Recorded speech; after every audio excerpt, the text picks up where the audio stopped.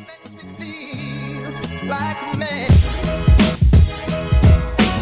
You want every team to lose any other game? Hurry. Bailey Zappi just put another dime. You know what? Wait. Time out. Are you kidding? That's what I'm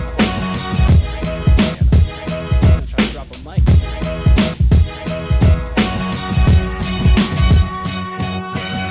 Welcome to the Warner Brothas Podcast.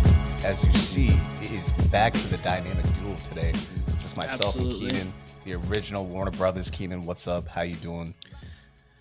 I'm good. I was just writing on a couple players' names, but I'm great. Came back from Nashville, saw Dad, went to the studio with Dad, saw a couple people there, which was fun. But otherwise, I'm good. March Madness is coming up, which I'm happy about. Women's and men's. I'm excited for both. So right around the corner. I like how you say, like, you insert Dad like it's like first name. Like, is it Nashville with Dad? I know who you're talking about, obviously, but it's funny. So I was in Nashville with Wayne Warner for the people who don't. But I was in Nashville talking usually to you. I'll be like, my dad. It's Dad. I mean, it's Dad. You're talking with me, so you're talking with me, so it don't matter. But it's just funny to hear. Yeah. It's just funny to hear. Yeah. But I will say this: I got some reaction about the Dak Prescott a moment of the pod. Which, I mean, if you just see the clip, that's just one thing. It went on for quite a while, actually. Yeah, it was hard to put, it was hard because normally I try to make him a minute or even less. It was really hard to put all of that within, trying to get the big parts within, a minute. So he even bled over a little bit over even a minute on the clip. But, yeah, it was. I do just want to say we ran the tape, and I at no point said, he could win a Super Bowl. I believe he will win a Super Bowl. I was actually skeptical of the Atlanta signing. Skeptical of the ceiling of that signing. Mm-hmm. I do want to point out that we ran the tape and we got Duke on camera saying they could win the Super Bowl, and me nodding in acknowledgement, not necessarily agreement, but acknowledgement. No, it wasn't agreement. It was just because he said that it could be kind of like Tom Brady.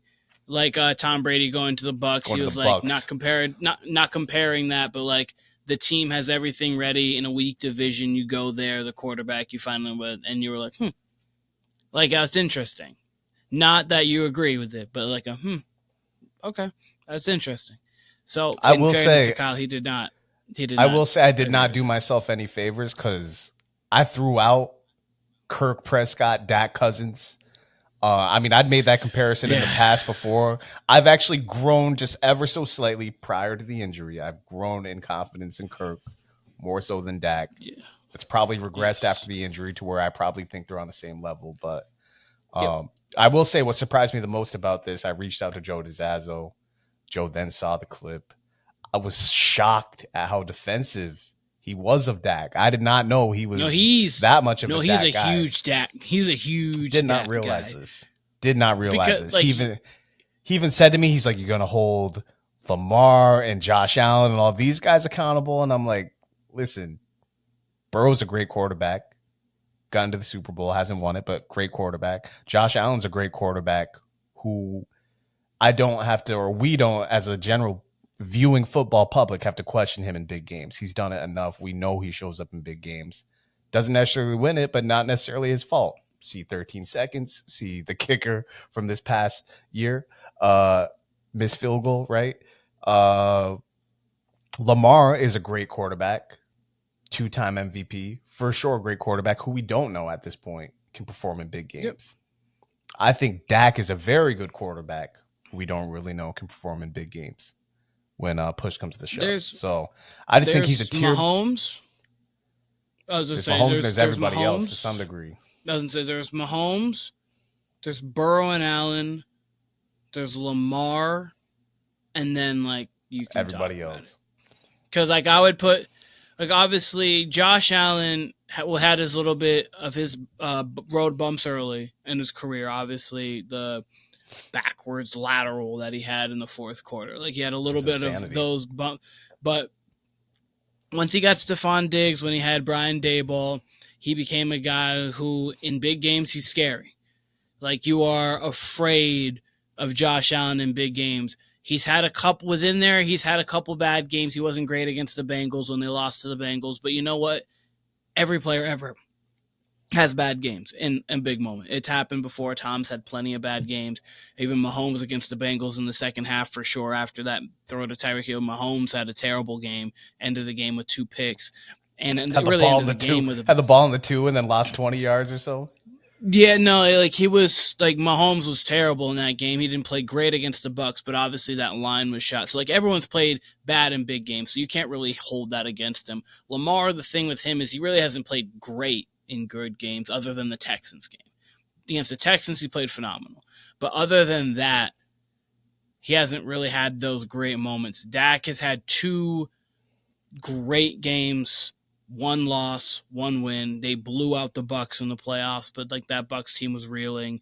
Like people were like, "It's Tom Brady," so the allure of Tom Brady made they could have had more. They could have had Ben DiNucci starting that game and still won. No, I was gonna say the allure of Tom Brady made that an interesting game. That's it.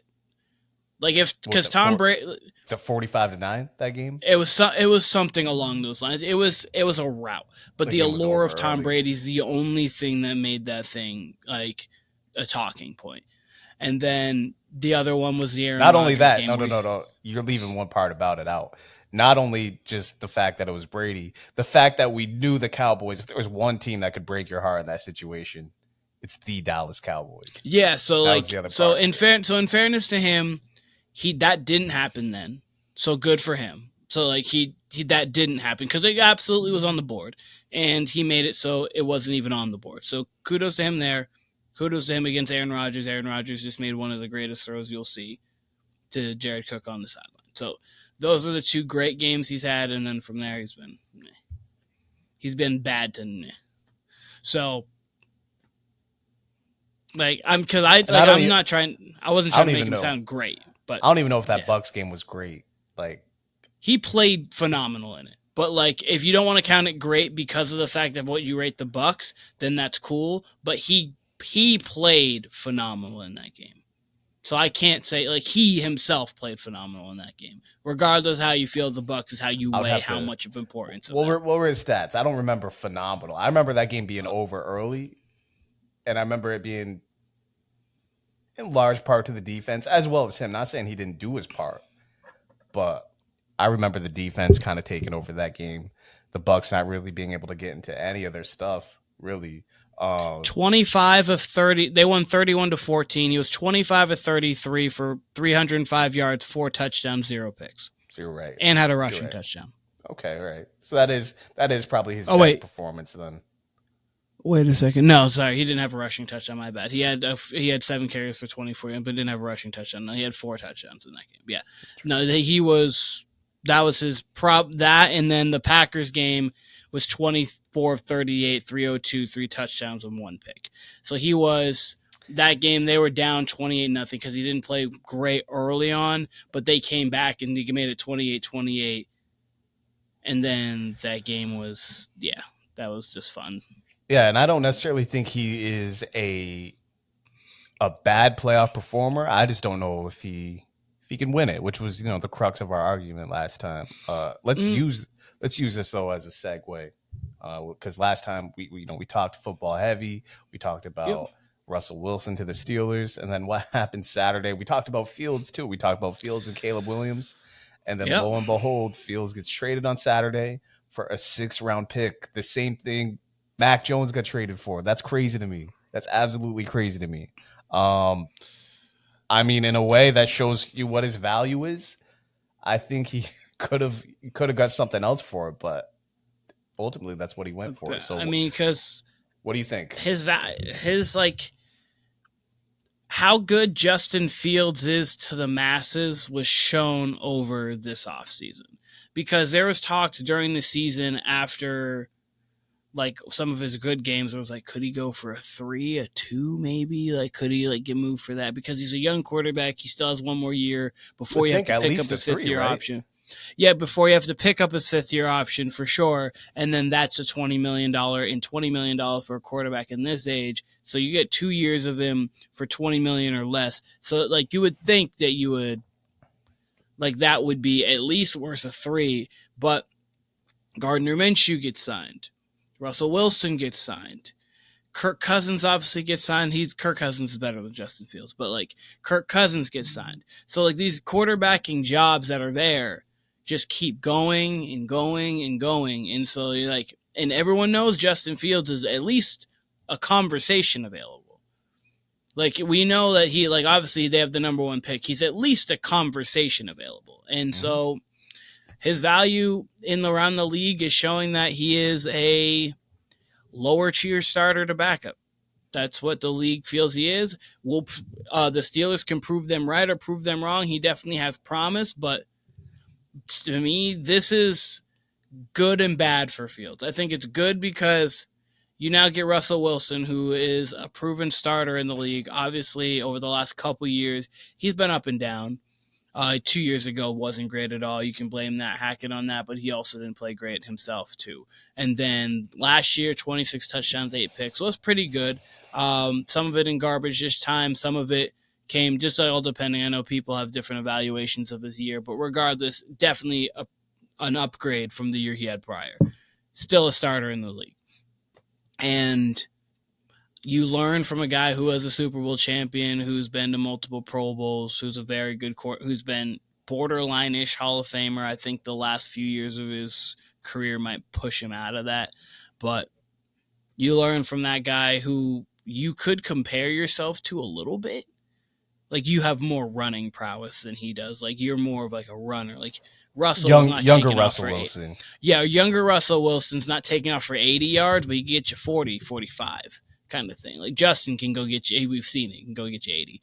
So, but like that kind of play style, so you could learn from a guy like that. So I think that is good. I think that is going to be good for him. It's going to be a nice kind of competition-ish. You have to work for your job. I think probably Russell Wilson starts here as of this moment. Gives you time to, because if I'm the Steelers, this is personally what I do. I start Russell Wilson looking to make Justin Fields possibly the future. So I start Russell Wilson, try to build kind of like a playbook-ish, try to kind of work my offense around Justin Fields a little bit, and then give him basically 10 to maybe 11 games roughly, unless Russell Wilson's playing great. You give him games to see like, hey, this is your team now. Are you going to be for us going forward, or what are you? And we'll see. This might be his last starting job possibly ever, or it could be something where he makes something out of it and either the Steelers pick him up and they've got themselves a good quarterback, or he moves to another team. This is his Baker Mayfield Carolina stop. And it's unfortunate that it is. I mean, I do want to say, I mean, I'm someone who's been on here the last 2 seasons talking about like Justin Fields looks awful. Like there was moments, especially early last season and most of 22, where he looked awful. I remember even having the argument when he first got to Chicago, like, hey, there's nothing wrong with letting the veteran starter start and just letting him learn. Like I thought they threw him into the mix too early. I think Dalton got injured actually, so he was kind of thrust in that position. But yeah. 2022 started off kind of weird. He had a really good game against New England that year. Actually, you'll remember that's the game where Mac Jones came back on Monday Night Football. And he actually played like up and down after that point. Like he had some good moments. He had some bad moments. And the good moments with him, because he's so athletic, look incredible, honestly. And after he came back from injury last year, he looked like a completely different quarterback. Like, and I want to say this. I want to sum this up. I don't want to get, too much of a fucking diatribe here, but like we said, 6th round pick, that shows you what the league views him as, right? The fact that the Steelers within a week grabbed both Russell Wilson and Justin Fields, that shows me where both are at.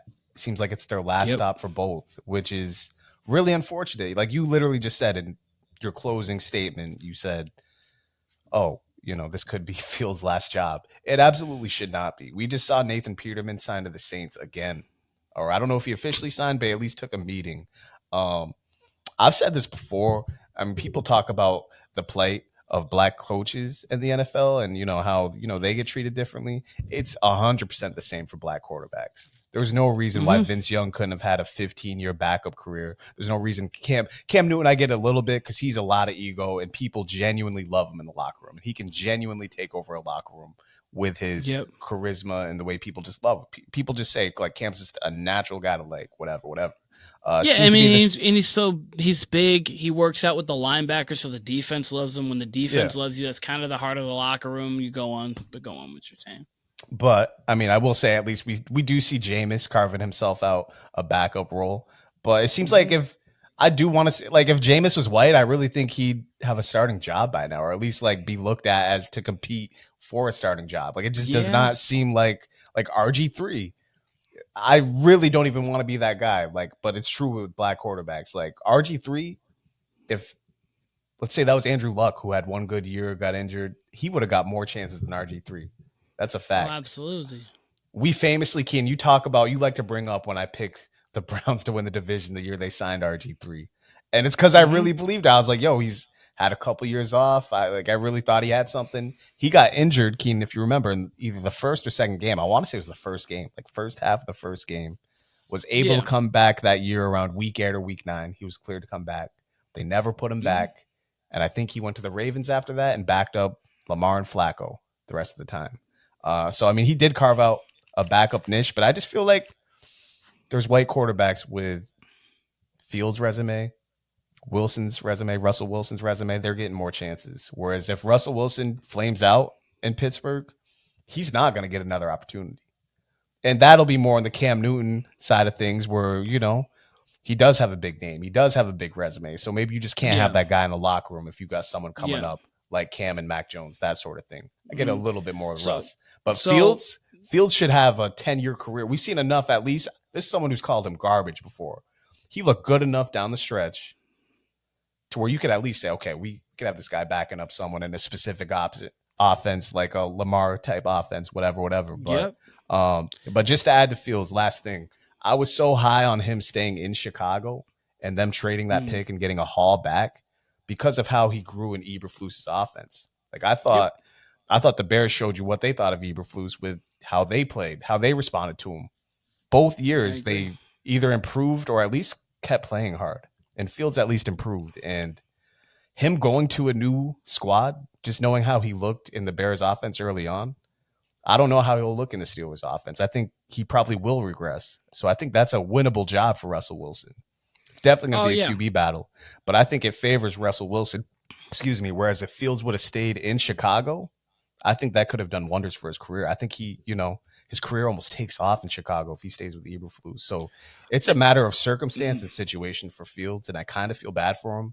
He probably will get a chance overall, but it really just sucks that it could be both of their last opportunities. Thank God we got Mike Tomlin to save him. Black head coach saving the black quarterbacks, I guess. But it just seems like they do not get the same opportunity as guys, like we said, Nathan Peterman. First thing we knew of him was this guy to throw 5 picks in a game. And this guy gets backup quarterback job after backup quarterback job after backup quarterback job.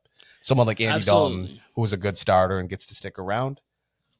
I would just like to see that same opportunity afforded to someone like Fields, Russell Wilson, and the other black quarterbacks who are in our league who might, peter out. So we'll see. Absolutely. Two things I want to say to that point, and then I want to say something else. So, one, to that point there, Mac Jones, Justin Fields, same draft, same guy. There's absolutely, in 2030, I could see Mac Jones being on 4 different rosters as a backup. I could see Justin Fields just being out of the league because Mitchell Trubisky is like Justin. Mitchell Trubisky is just like Justin Fields. Obviously, Justin Fields is a faster guy, but like both not the most accurate in the league right now, very athletic, and Mitchell Trubisky's finding job after job after job, at least as a backup. Like, there's no reason why, and hopefully I'm wrong, there's no reason why Justin Fields can't get at least that, because he's at least dynamic enough to where there's enough running quarterbacks in the league. You can find him a spot behind, like if Tyler Huntley goes somewhere, you can find him a spot behind Lamar. You could find him a spot, like even a gap year. Like, I wouldn't hate it. It wouldn't be the worst thing in the world. Like, we have Jacoby Brissett, another guy who's actually getting jobs after job. He's done enough, but like like a gap year for a team, getting a Justin Fields on your roster isn't the worst thing in the world. Like if you have to do that, it's if not all the it was worst was thing a in the world. 6th round pick, the Pats should have just locked him up for that. Yeah, I would have been fine with that. I would have been fine starting Justin Fields. Maybe we get a steal out of it. But to your point also about Justin Fields, I don't love him in Pittsburgh. They traded Deontay Johnson. They do have George Pickens. Obviously, he's had his little ups and downs there in the sense of good run game. His demeanor. I was going to say they do have a good run game. Their line is okay. They should be addressing that in the draft. But Justin Fields is someone who still needs to be developed and still needs to grow his game. I would have loved to see him with an offensive coach. So, again, I'm bringing up Baker for a reason of, obviously, Baker had more success prior to Justin Fields. I understand that. But, Baker went to Carolina, that job, went and then obviously Sam Darnold came in, and then that whole Carolina thing. Carolina's a mess anyways. But then he goes to the Rams. Matthew Stafford's out. He's got Sean McVay. He's able to show that he's still got a little bit in the tank. The Bucs take a chance on him. They have a good offense, pretty good line, Tristan Wirfs, and they're able to basically peak out. The absolute peak of this season was the divisional round. There's no way they're really getting to the championship game prior to the season. I didn't even think they were going to make the playoffs or be really. I thought they might be in the hunt, but I didn't think, just because of the division. So they peaked, and Baker landed himself a 3-year, $100 million deal. And I think a lot of that was being able to show he still's got something in the tank with Sean McVay. And I would have loved to have seen Justin Fields, hopefully in Pittsburgh, they can get the offense a little bit right, but they don't really have an offensive culture. They've never had an offensive culture. It's been defense, hard-nosed, and Big Ben was even hard-nosed. He just made plays. He extended plays, made plays. They don't really have an offensive mindset like that in Pittsburgh. They became an offensive team second half of Ben's career when they got, they hit the lottery with all these triple B's. They got, I was going to say they had triple B's. You got Antonio Brown. You obviously Antonio Brown, they got Martavis Bryant, Emmanuel Sanders. Juju when he was balling out. Juju. They had a lot of receivers. They had good backs. Yeah. They randomly kind of flip flop for a few year period, but for the most part, did. Right. They kind of did the Patriots thing, but obviously when you have Tom Brady, you can take everything to a higher level than anybody ever. So they did the Patriots, because obviously the first 3 Patriots Super Bowls was defense first. We're great on third down. Tom's making clutch plays. We go from there. And then and then we got Randy Moss on a steal, 50 touchdowns. And then from that point on, we started maturing, because obviously Tom Brady was fully in his prime. And then we started maturing into a more offensive-based team. And then we had a few years like 2014 where the defense was just phenomenal to go along with the great offense, and then you win Super Bowls. So they're in the phase of still obviously being a defensive-minded team. They've got still a very good defense in Pittsburgh. I just hope that Justin Fields can get a true shot at it. I like him. I think in the right situation he could be good. I just don't know if Pittsburgh's going to be that, but it's really one of the last jobs left. So if he's good enough, he's got to make at least some plays to make teams think twice. Because he does have the opportunity. I don't think Russell Wilson's probably going to be there next year, unless Russell Wilson does a Baker Mayfield thing. But I don't think Russ is there next year. I could see Justin Fields being there next year if he does enough. Because, again, what options do you really have? Unless they're terrible.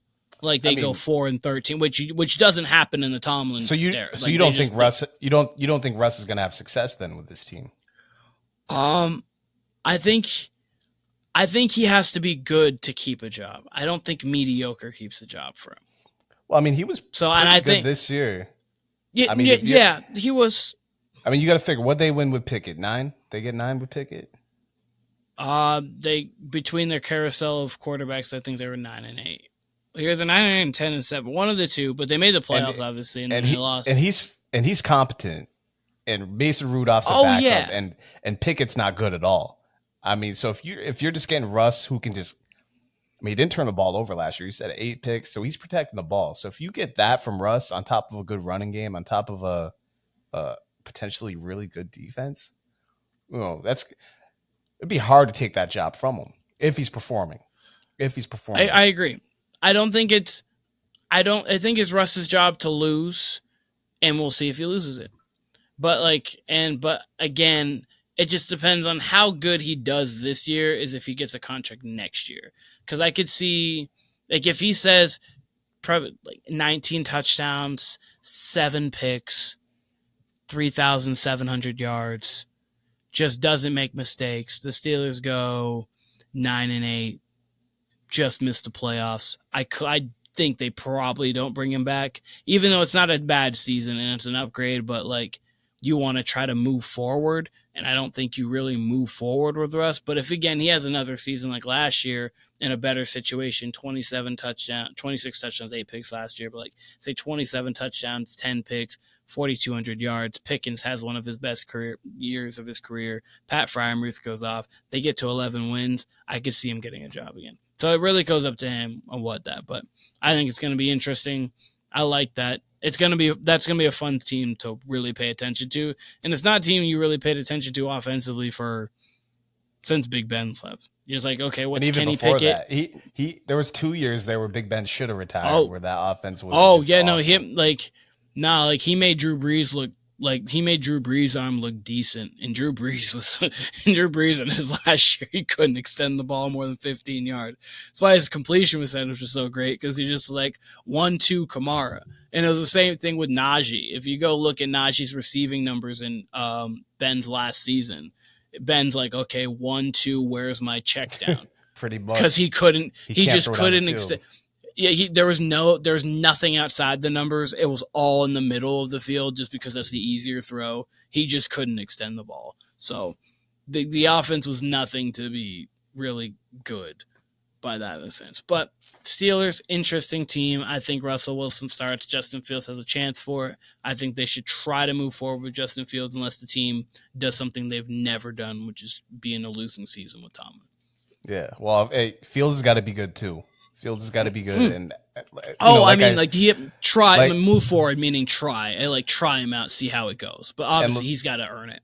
And like I said, I mean, had he been in Eberflus's offense still, I feel very confident, because you could see he started to get a handle on the offense, truly. Especially when you get Keenan Allen to go on a 1-year deal to go along with DJ Moore. You have Cole Kmet, who was there. You get DeAndre Swift in the backfield. You probably draft an offensive lineman too.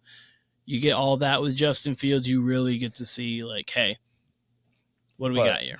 Him coming to a new offense, I lose a little bit of confidence. Is Arthur Smith their OC? Were they hired Arthur Smith? Yes, they hired Arthur Smith, and I didn't love what he did as a coach. Poster of the year. Anthony Edwards levitates over John Collins. I'm gonna watch the nastiest dunks you'll see. Yes, I was actually gonna pause the podcast because I actually got it up right here. I want to watch it. I actually have something to add to what I said earlier, but I'm about to watch it myself. Looks like you just watched it, so I'm about to press play here myself. Oh, God damn! He bodied. Is that him. Right, Ant? Is that right, Ant? That was some prime Blake Griffin shit. Oh my goodness! Oh man, I don't know what dunk is better, that one or his baseline dunk. That is gross. I would retire if I was John Collins. If anybody dunked on me like that, if someone dunked on me like that at pickup, I am getting my bag, getting my slides on. I'm getting the fuck up out of there. No, I'm not. Shit. I'm not. No, that was a nasty dunk. No, I'm out of there. That was book dunk it. Of the year. Gone. That was dunk of the year. That was absolutely dunk of the year. I gotta hear how hard he punched this shit. Oh my! You know it's bad when it's at Utah and their crowd's going crazy. He just hurt his finger. I think he dislocated his finger. All he's doing is staring at his hand after, oh, I'm hurt. He's not even celebrating. Oh my God. No, that's one of the nastiest posts you will ever He dislocated his finger after that. I see why. Oh my gosh. When you dunk hard enough to where you dislocate your finger, it's disgusting. All right. great segue into Hold basketball. on. Unless you have something else. I just want to add to my black quarterbacks point. I actually looked at this a few months back during the football season just because I was curious, because I had a certain memory of this quarterback I'm about to mention. That's Josh Freeman. He came into the league. You guys can look it up after I say this, but off the top of my head, I want to say he went something like 6-10 or 7-9 in his rookie year. His second year, they go 10-6. His third year, they slide back down maybe to 7-9, but he's still playing well. Then they have a bad season with Greg Schiano. They get him the fuck out of Tampa Bay. And by the way, people are talking about him like, hey, this is a great young QB. We didn't expect this from him. Like, he's got leadership, right? Ends up having a bad, like literally one bad season for the Bucks. They release him. He then goes to Minnesota midseason, has one of the worst games you'll ever see on Monday Night Football versus the Giants. I remember it vividly. And we never saw him again. This is like year 4. Never saw him again. And people were talking about him having leadership qualities, how good. Like, Keenan, I see you doing some typing. Did you pull it up? I absolutely did, and I'm about to fact check you on everything, and you pretty much nailed everything. All right, let's hear it. So rookie year, 3-6. He only started 9 games, played in 10, but 3-6, 10 touchdowns, 18 picks. Not great. Year 2, as you said, 10-6, 25 touchdowns, 6 picks. Really good season. That's essentially your rookie year. Like, actually, no. Yeah. If you play 9 games, 10 games, that's your rookie year. But really, that's a great sophomore campaign. Really good season. He coupled that with 364 yards rushing, so did really well. Year 3 wasn't great for him. They went 4-11, 3,592 yards, 16 touchdowns, 22 picks. Wasn't great at all. Not great. They did roll with him in year 4. Much better. It was 4,065 yards, only 54% completion percentage, which is not good, obviously. 27 touchdowns, 17 picks. So in the first 4 years of his career, he is at, I'm going to do quick math here, 50, 60, 70. He's about 81 touchdowns, roughly. About 78 touchdowns to like 60 picks. So not great. It's not great, but seasoned. Like you're showing your ability to prove to but at win least and play in this league enough to be a backup. Enough. I would say to more be a backup. At that point, you're a serviceable starter, and I got to factor in how people were talking about him. People were talking about him like not the next great thing, but kind of like Stroud this year, where it was a surprise, and they're like, okay, we have something here to where we can at least lead the franchise with this guy. Like there was and then. Yep. Then the Schiano year happens, and it went ugly. 0-4, 42.9% completion percentage, 2 touchdowns, 4 picks. Played terrible. And as you said, went to Minnesota, 20 of 53, 190, 0 touchdowns, 1 pick. How many games total? Awful. How many games total? One game in Minnesota, and then went back to Tampa. By the looks of it, and went 0-3.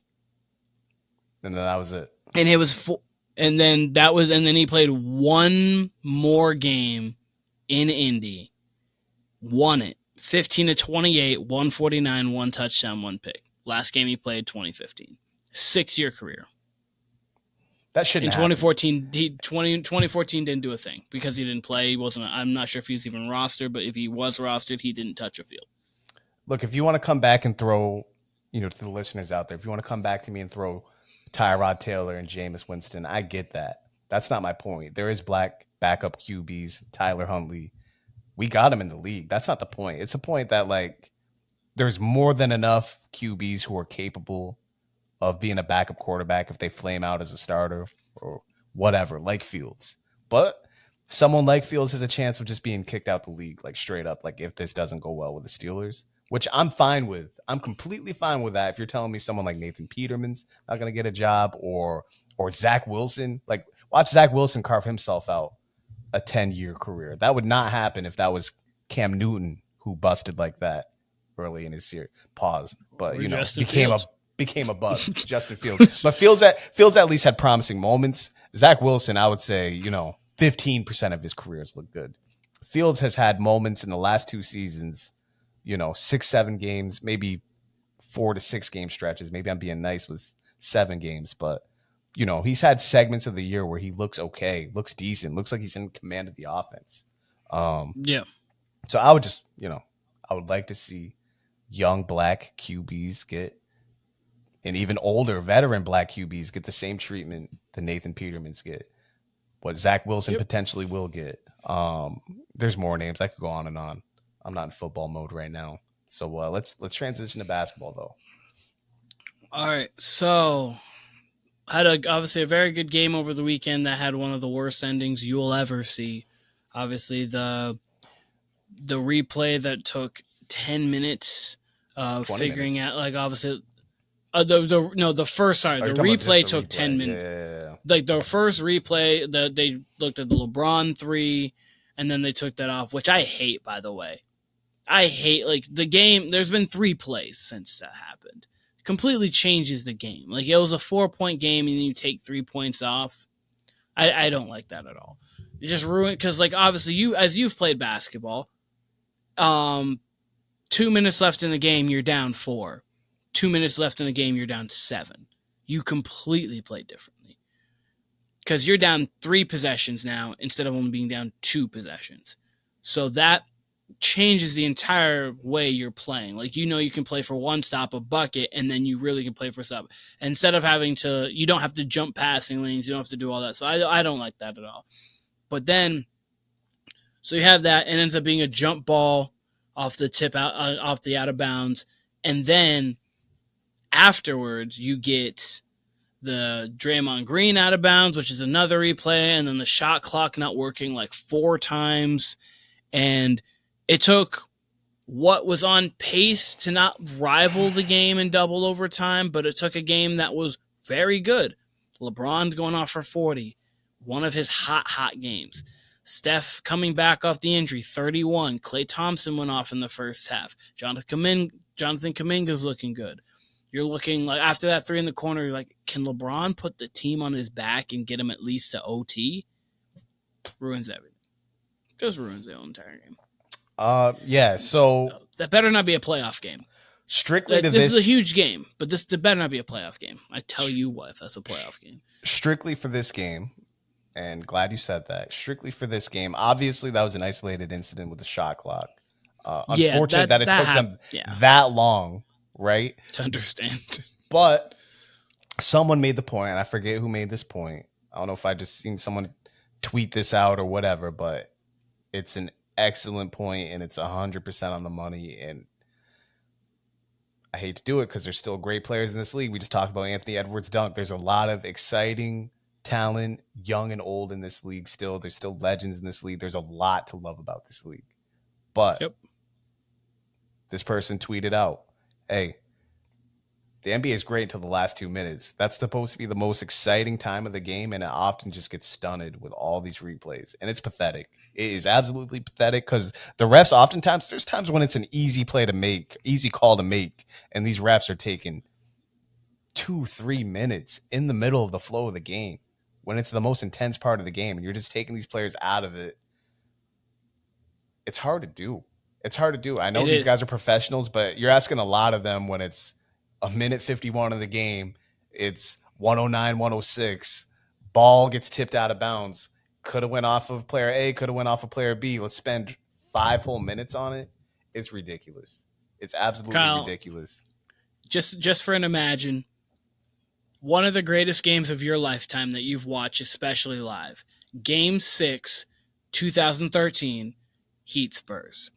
If there was a 5-minute review somewhere in the middle. Could you imagine, like, LeBron, like, after LeBron's going on his, like, no headband streak, there's just a random review of a ball went out of bounds, like 2 people. Or they review when LeBron gets his headband taken off, if that was a flagrant. Yeah, could you imagine? Like, are you kidding me? Like, those things would have been. I'll say this about the refs. It's been apparent to viewers and the league in general that since the break that the refs are kind of letting a lot go, and that it's becoming playoff basketball, and they're not allowing the offensive players to get away with like foul hunting and such like that, and they're just letting a lot go, which is cool. Because we've talked about on here, we obviously actually watched the game. We've talked about how, in the playoffs, it's just completely different product than the regular season. It is. Like, you can't even compare the games because it's literally night and day. And now we're actually getting that the last month and a half of the season after the break. Yep. That's all well and good. What bothers me about that, though, because you see players now getting called for the James Harden hook. He was famous for, if he's going to the rim, he'll hook you under the arm, make it look like you initiated the contact. And now they're just doing away with that. Trae Young are really Trae Young's great at that too.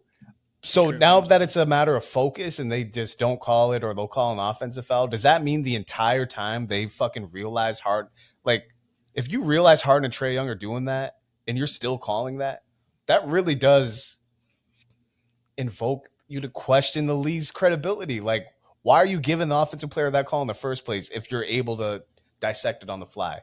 Obviously, football and basketball especially are incredibly hard to ref because everything's at full speed.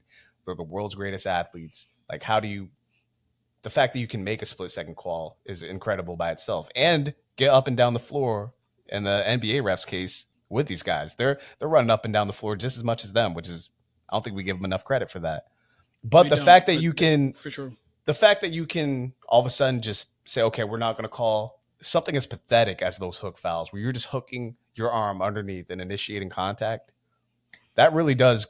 I mean, I've said it before with Harden, as far as like, yeah, he's an all-time great scorer, but I don't put him up there with like Durant, Kobe, Mike, because yeah, he might have averaged 36 for a year, but how much of those were just, him getting to the line on bullshit, on him just jumping into someone, or him hooking someone, or him, just creating all kinds of contact and flopping.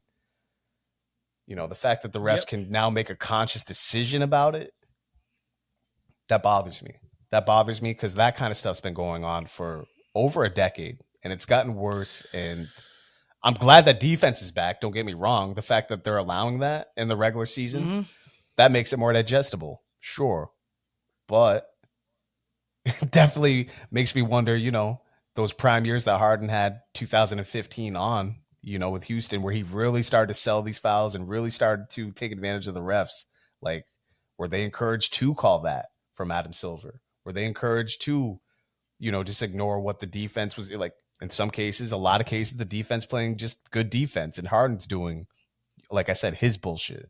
It just raises questions on my end. It is. So, real quick, obviously, Harden went to Houston 2012, 2013.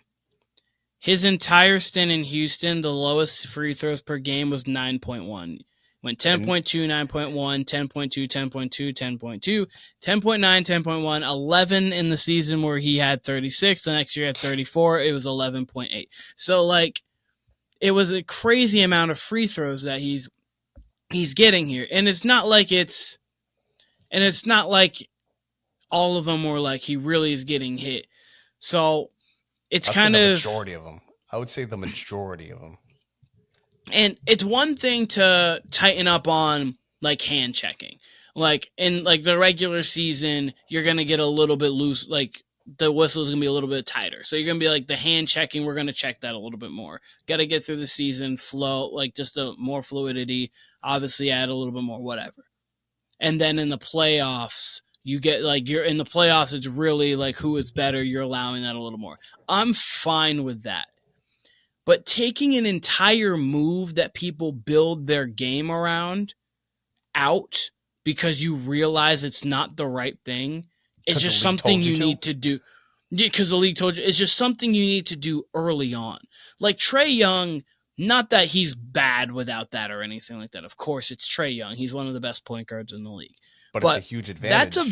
That's a big part of his game. He knows driving to the basket. He's like, okay, I'm going to put my arms out. They're going to try to swipe for it. I go up with it. I'm small. My body's going to flail more than others, and I'm going to get the call. So people aren't going to reach in on him like that because of that fact. And if they do reach on him, he's going to go to the free throw line. He shoots 85 plus from the line. Like, it completely changes the way you play defense on him. Same thing with Harden. Harden's a great free throw shooter. So when you put him on the line 10, 15, we've seen 20, we've seen even like up to 25-ish on the line. It completely changes the entire game. But then when you take that away, it's like obviously Harden's got to adjust, but again, it also does him a disservice because like you're gonna do something for this long and then you just completely cut it. Like we can't do that. I don't want to spend too much time on it, but I mean, look, not that this matters at all, but you'll know this well. Like in a league setting, I was a master flopper back in the day. Oh like, yeah, absolutely. I was Mr. Sell a call, right? So you'd say, okay, Kyle, who are you to like knock down some embellishment, or who are you to poo-poo, some flopping or this or that? Well, guess what? I'm okay with Harden selling a call. There's one thing he does really well that, if you dupe a ref, okay. And he used to, he gets into a step back three. If he would shoot it short, like he knows it's short coming off, he'd kind of flail his head back like he got hit in the face on a closeout. And he'd get refs with that sometime. That's just acting. That's good acting. If you can dupe a ref, that's strategic. Means. But when you're hooking someone underneath their arm on your way to the basket, and it's clear that you're doing that, and you can see it on replay. Refs watch game tape much like players do, and they're still consciously making that call, and you're still just, getting away with it. That's much different. And that's what Harden lived by. And, he would do it on the step back threes too, where he'd initiate contact, stick out his foot, whatever. And again, some of the embellishment I'm okay with. If you can legitimately dupe a ref, there's an art and there's a skill to that. James Harden, they let James Harden and to some degree Trae Young early on in his career. Obviously, he hasn't been in an MVP conversation and hasn't had any real success in the playoffs other than that one trip. But they've let them honestly get away with murder. Like Trae Young, who is fun to watch, he will, just veer off into a player who's not even like near the rim and still throw a shot up and they'll still give him the call. Stuff like that. Like that's just bad for the game. That's bad for viewership. So I'm glad they're cleaning it up. I do want to talk about real quick, because I know you got some hypotheticals and you got questions for me. I do want to talk about the Kyrie shot from yesterday, because listen, I live bet the Nuggets to win with 4 minutes left, down 7. I was feeling pretty damn good about it when even when Luka made that shot. I'm like, cool, we get overtime. That'll keep my other little parlays alive.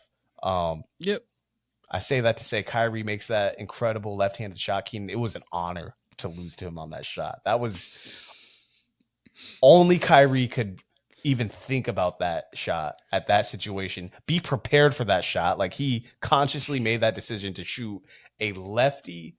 I don't even want to call it a hook because it was more of a push shot from the top of the key. He was beyond the foul line. He was closer to the 3-point line than he was the foul line. And he made it like he'd shot it a million times.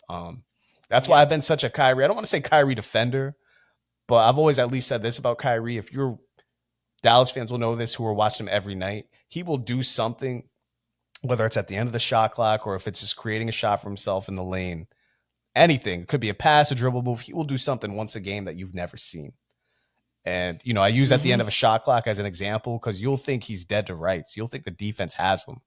And he will pull out some little fake to get himself free. Something he's clearly practiced where you're like, I've never fucking seen that. And that was one of the shots yesterday, I should say. He was completely prepared for. With Jokic, a 7-footer closing out on him. Oh, no, I got enough room right here with my left. Buckets. He's a sicko for even thinking of that. He's a sicko for practicing it, and he's a sicko for doing it at the end of a game and being prepared. Like, Kyrie. No, Kyrie, I 100%. It's Kyrie. No, I 100% agree with that. I do have a question for you, though. Yeah. And my question off of this is, do you think Kyrie Irving is more skilled than Steph? Yeah, I think Kyrie's more skilled than 99% of players ever. Like, Kyrie's just... Who's more skilled than him, if that's... Than Kyrie? Than Kyrie? Michael Jeffrey, Jordan, maybe Kobe. Just, like, those guys, like, him, Durant, like, it's a select group. It's a select group. I would put Steph in that category, personally. Because I'd put Steph in that category. I get what you're saying. I think at the rim, mid-range, 3-point line, 3-level scorer, I think Kyrie is as good as anybody. As good as anybody. He's a little more complete than Steph in that regard. Steph's obviously one of the best pure scorers we've ever had, too. Like, you need a bucket, Steph's going to get you a bucket, especially from downtown. I do think, like in that exact situation, I don't know if Curry would have had that shot ready. I think Curry would have probably stepped back and took a three. Like I said, Kyrie's the only player I can even think of, maybe Kobe, who pulled out that shot. I think Steph could do it. I don't think that would have been his mindset, though. That's what I'm saying. Which is why Kyrie's crazy. Because that's not a shot that's out. Anybody could do that, but 99% of players, maybe even 100% of players outside of Kyrie are shooting that to the left. The fact that that was a well-contested shot by Jokic, and it didn't matter.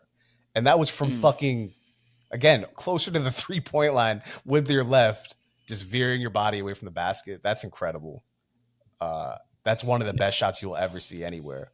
No, I think Kyrie, when it comes to scoring, no, he's right up there with anybody. Just getting a shot off, just getting any kind of whatever off. Yeah, Kyrie's up there with Kobe, with Mike, with all of them. Obviously, he doesn't score in volume as much as even Curry. Curry obviously scores more than him. That's obviously Kyrie's fault. He, I don't know if you heard the stat yesterday, Keenan. I know you were driving, but he's played 18 straight games. Yep. I could be wrong. It could be 25, but either way, it's a fucking low number. No, it's 19 now, I think. Is it 19? Yeah. 19 straight games for the first time since 2016 with the Cavs. So, I mean, I did see that, and it's crazy. That has to do with him, sabbatical Kyrie, as I love to call him, but also obviously he's been injured throughout that time. But definitely that's injury history. But yeah, no, it's an injury history. But at the same, I would say in my lifetime watching, I can always, obviously I've seen Jordan on highlights and I've seen Jordan full games. I've watched like as much as I watched Jordan play before, but I didn't live it. So I always, when it comes to skill, when it comes to 3-level scoring skill, Steph, KD, Kyrie, not in any order, would probably be and Kobe. I watched enough of Kobe to say that. Would probably be the 4 best of my lifetime. Would probably be like for what they can do, because you've got Steph obviously has the most range out of all of them because Steph can shoot from 40 and in. You have obviously Kevin Durant. Kevin Durant does it with, oh my goodness gracious, Jalen Johnson had a punch over Austin Reeves. He actually jumped over him. Golly. But like Kevin Durant's the most effortless scorer I've ever seen in my entire life. He's not I don't put him exactly there, but I put him really close. Melo has to be obviously in that because he's a 3-level scorer too. He could score and he could do whatever he wanted to. But Kevin Durant's the most effortless scorer I've ever seen. Like it just never, like you rarely, and I mean rarely see him take a bad shot. Like even like a fadeaway with someone in his face. Like it's just not like a bad shot because it always feels he gets a clean look off. So it's like he's the most effortless scorer I've ever seen. Kobe's the most aggressive scorer I've ever seen. He's just so relentless that like he's gonna will the ball into the basket even if he's off. Like so, like regardless, at some point he's gonna will it in. Kyrie's the most smooth scorer I've ever seen in the sense of more than Durant. I wouldn't smooth, not the word. Maybe there's a word for it, but I'm not the smooth. No, smooth is Kevin Durant. You're right. There's a word for it, but I can't. Kyrie's almost like spectacular in a way. He's just like he's got this MJ like ability, but I can't even say MJ because MJ had it in the air, but Kyrie just every sense of the court, it just seems like like in the way Bird and Magic would pass, where it seems like they're 3 steps ahead. Seems like Kyrie's like that with every single, like all 5 players on defense. Like he knows what they're gonna do. Yeah. And I actually heard Iman Shumpert. I don't know if he was being interviewed or if he was on a podcast, what it was, but he said, because he played in Cleveland with Kyrie, he said playing one-on-one with Kyrie, he kind of learned, and he said he's the only player he's seen do this. I thought this was really cool. He said Kyrie, like where you're trying to, like as a defender, when you're trying to like catch the rhythm of the ball handler, to see like, when to swipe this or that, he said Kyrie's the only player he's seen who's checking the rhythm of the defender. So he's not making moves to make moves. He's making moves depending on what the defender does. So every counter, so everything's just a counter. He's reacting to the reactionary, which is crazy because like you're obviously setting the tempo because you're the one with the ball. So like they have to react to you, but you're reacting to already them, which is kind of. So he's not necessarily even trying to get to his spot. Whereas like Kobe and Melo and MJ and Durant, all of them are trying to get to their spot as a scorer. Booker's a great scorer. They're all trying to get to their spots.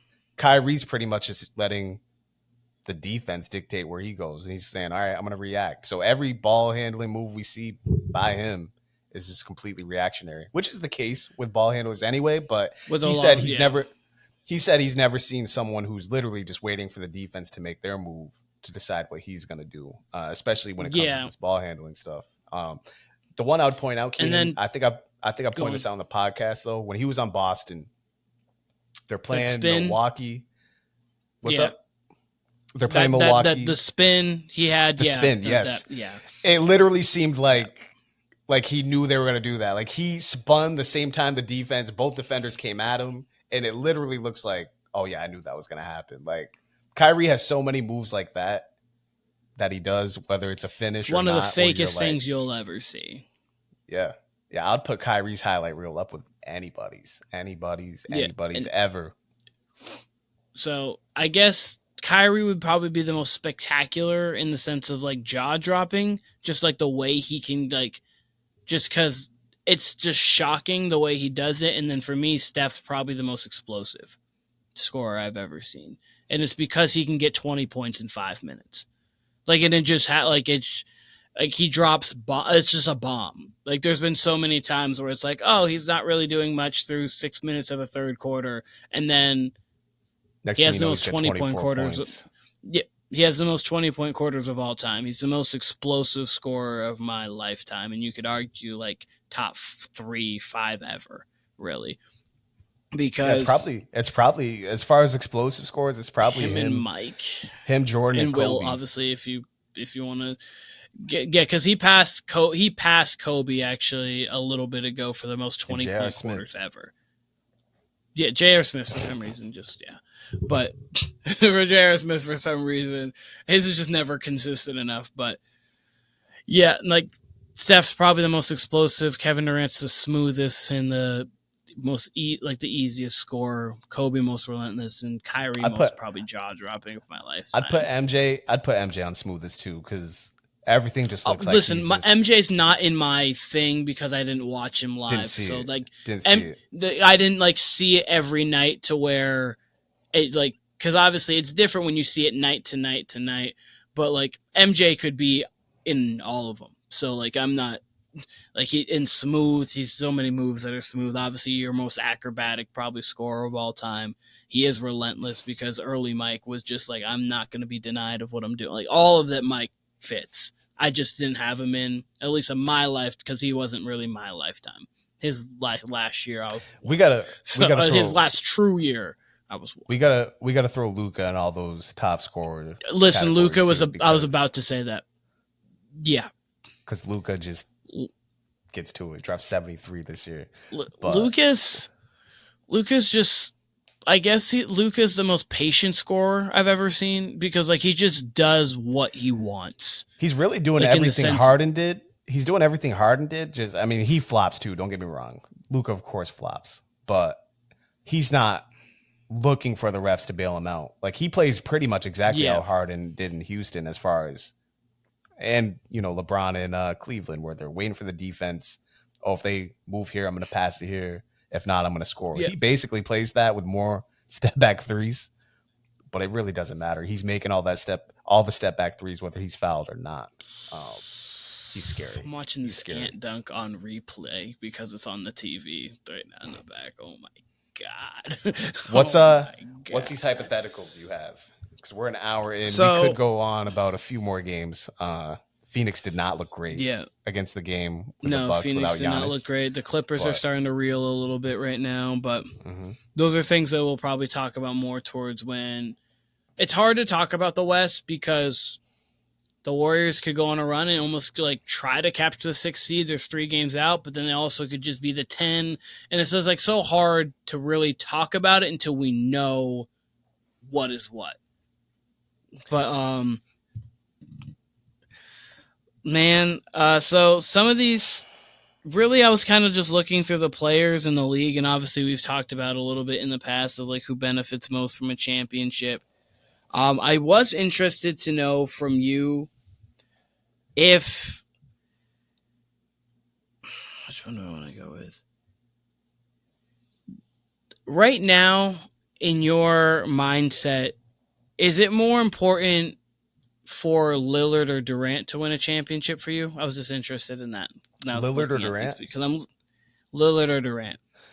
Because obviously Lillard, it solidifies him, and then Kevin Durant, it solidifies him just on different levels. I would say Durant. I mean, it's funny you bring that up because I was just thinking about how, like I seen Paul Pierce say on his podcast with Ticket and Truth. Yep. And then I think he's on Undisputed now, and I saw him bring it up on there as well. Yes. He said, why don't we hold KD to the same accountability as LeBron? And even if KD didn't go to the Warriors, LeBron still gets held in a different category because he's LeBron. You know what I mean? He's up there with Magic, Bird, Jordan. You got to hold him to different standards anyway. There's not any player. The only one close to him right now is Steph, but like even Steph's not held to LeBron standards. And you don't, LeBron's you don't hold him. One. You don't hold him to LeBron standards. So LeBron, that's one reason. But then I thought about it. Let's say KD did not go to Golden State and did not have a ring at this point, or maybe did have one, or, you know, if he carved out a different niche, maybe he is. Because KD's great. Like, I'm not going to say as great as LeBron, but he's close, right?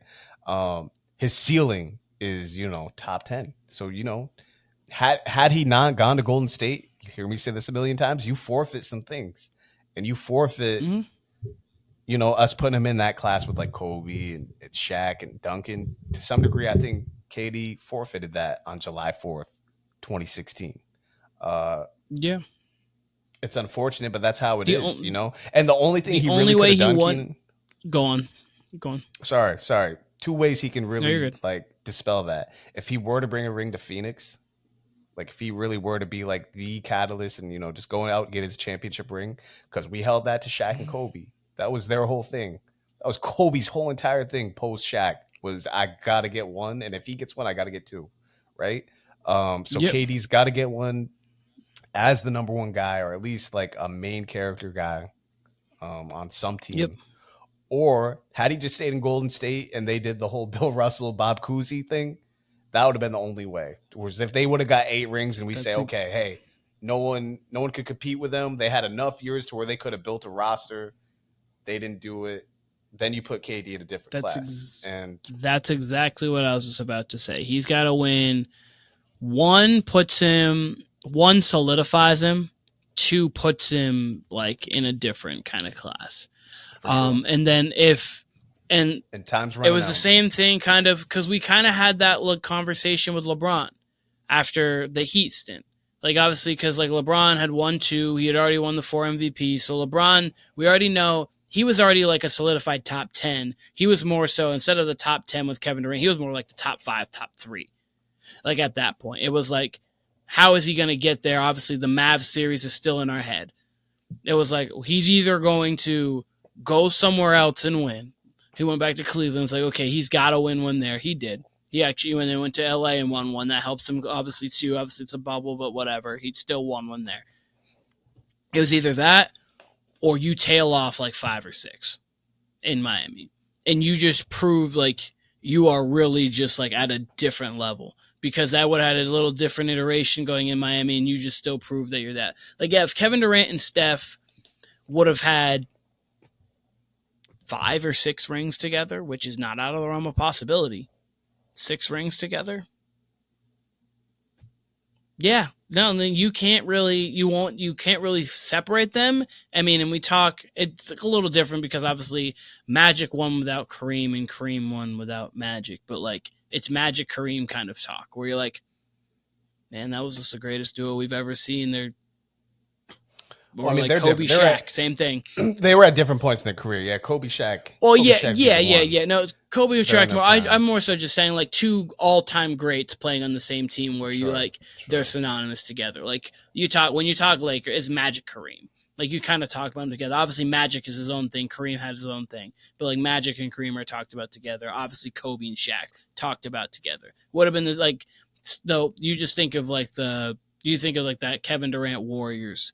But like you don't talk about Steph and KD together like that. I don't get the vibe that Magic's really talked about like that with Kareem, because it seemed like it became Magic's team after that finals. You know what I mean? Where it just seemed to, whereas Shaq and Kobe, it went from Shaq's team for sure those first 2 years, and then 2002 was really where they almost came on the same level, but it was still Shaq's team. But yeah, they could at least score on the same level, but it was definitely still Shaq's team. Whereas Durant and Curry, I've said this, those 3 years it's going to be tough to just categorize them historically anyway. And that's why, luckily it seems like they at least have 3 to 5 quality years left. I don't know if you saw this on that topic. Draymond said he's only playing 2 or 3 more years. Said that with Paul Pierce on the show. That doesn't shock me. He feels like someone who's been building for the twilight. Like he doesn't. I feel like he can still play. Like he's still largely doing a lot of what prime Draymond Green did. Not as athletic, sure. He's had a resurgent year, sure, but he's actually shooting much better this year, surprisingly, than like he has been. Granted, he's doing that on like one attempt. That's a bit. He's not shooting many threes, but he's making them. I get that, but by and large, he's still doing 95% of what prime Draymond was doing 2016, 2017, 2015, Yeah, he's taking 2 threes a game and he's 41% on threes. Like when he was 24 around that time, he was taking like 3-ish threes a game roughly. He was taking like 3 to 4 and was hitting them at a higher clip. But like now it's about 2 threes and he's hitting one. He's been enough of an offensive threat this year, just at a different level for what he's been, to where people are like the slightest bit more hesitant, to like just leave him. Because like 2 years ago, like people are still leaving. Oh no, absolutely. I mean, you have to choose something, but you can't. I mean, the way he passes off the lobs and everything off the pick and roll, you can't fully leave him. But people are leaving him open. It's just not to the extent as they were before. It's a little different, just a hair. I'm not trying to make it sound like he's completely revolutionized his shot. Just a hair, a little bit. What else we got? To Lillard's point, though, I mean, it would obviously boost Lillard's legacy because, I mean, you want to talk about Kobe, Shaq. I mean, it's going to be Lillard taking a lot of the perimeter shots at the end of the games. And I mean, it's going to be. I mean, we saw it last year. Giannis did not want to get fouled against Miami at all, and I can't wait to talk about more Milwaukee actually because Middleton looked good yesterday. Their defensive unity, like their continuity on defense, I should say, it's there. Like Doc's got them playing like really good defense. Like you look at them compared to Phoenix, what they look like on defense, and they've had all their guys mainly all season. Like I know they've been injured, but their nucleus has been, there for the most part. Milwaukee looks really good on defense, and Lillard's starting to play more to his form. He said something about Doc put in old plays from Portland, which I guess Adrian Griffin did not do. That seems like common sense.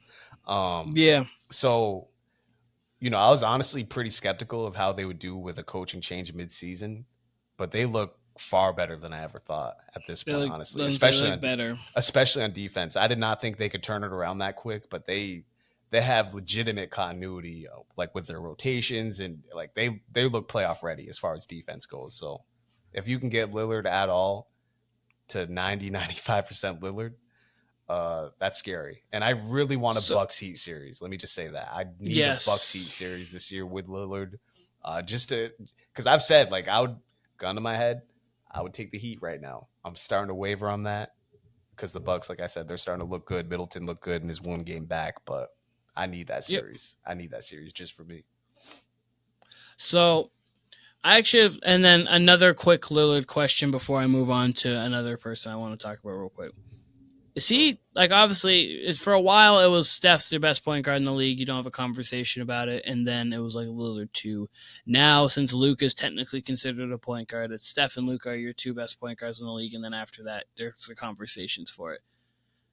Would Lillard be 3, or is it SGA, or is it Jalen Brunson? Well, SGA's a 2, or is SGA considered a 2?